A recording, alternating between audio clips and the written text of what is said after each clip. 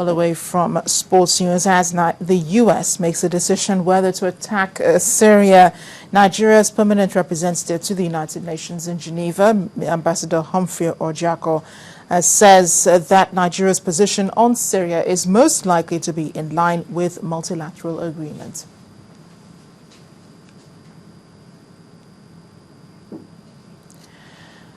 In the meantime, U.S. Secretary of State John Kerry has said Syrian government forces killed 1,429 people in a chemical weapons attack near Damascus last week, stating further that the dead included 426 children and described the attack as an inconceivable horror. Shortly afterwards, President Barack Obama said the Syrian chemical attack threatened U.S. national security interests, but has made no final decision on Syria, but is considering a limited, narrow act. Cynthia Arya has more on this and other stories on the foreign scene.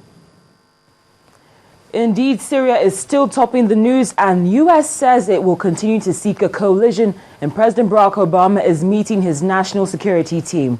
The UN is investigating claims that the Syrian forces of President Bashar al-Assad used chemical weapons, and Mr. Assad denies the claims, blaming the rebels. Then, a severed human head has been sent to the boss of Kenya's police commission, Johnston Kavaludi, who's been trying to reform the service. A box containing the head and 2 human hands covered in blood also had the message, "Kavaludi, you are next." Plus, the M23 rebel group in Eastern Democratic Republic of Congo has said it will stop fighting following days of clashes with UN-backed forces. M23 official Museveni Sendugo said its forces had already pulled back 5 kilometers from the front line. Then, gold miners in South Africa have called a strike over wage demands to start on Tuesday. The National Union of Mine Workers, NUM, has demanded rises of up to 60%. Finally, a notorious cult leader known as Black Jesus has been killed by villagers in Papua New Guinea. And there you have it. Those are the top stories on the foreign scene.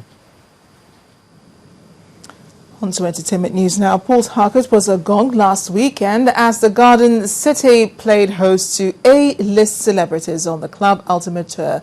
Ogechukwuosi has details of this and other entertainment stories.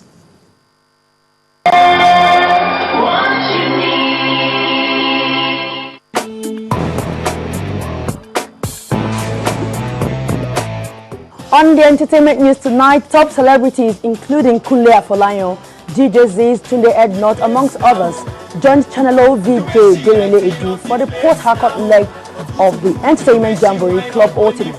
The event, which witnessed musical performances and other side attractions, kicked off a series of club tours across the country.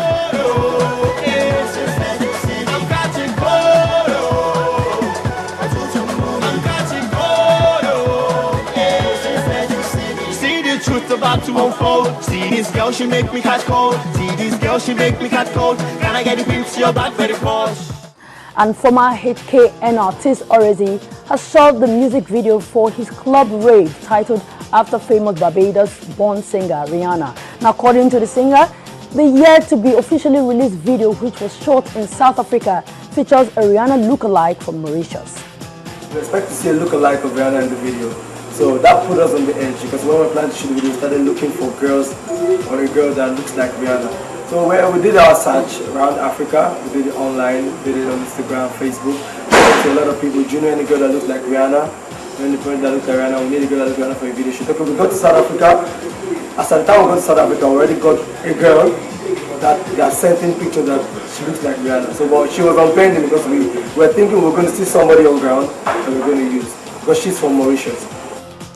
Now, on the back of a highly successful first outing, organizers of the Nollywood Movie Award are gearing up for a second installment with a desire to up the ante.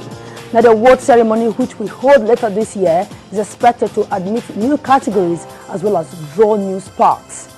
We were quite overwhelmed by the response we got last year. Like someone described it as the Nigerian Oscars has finally arrived. But we're not sitting back on our laurels. At the end of the day, it's not really about us. you know, we are quite happy to be anonymous. It's just that at the end of the day, somebody has to sit here and answer your questions, you know. But the response last year was good. We're going to build on that. From last year, January to December. So movies that are Nollywood made by Nollywood producers, directors, with Nollywood actors, actresses, they will qualify for the Nollywood movies. And then the diaspora movies are movies that are made by Nigerians but outside, you know, in the diaspora, basically. And on the foreign scene, Fergie, the singer of pop rap group The Black Eyed Peas, has given birth to a boy in Los Angeles on Thursday. Now, it's the first child for both Fergie and her actor husband, Duhamel. And the couple got married in 2009. Josh, on your right, they click you look, mate, they click you look, big smile, work it, Josh. And that's all on Entertainment News Tonight. The news at 10 continues shortly.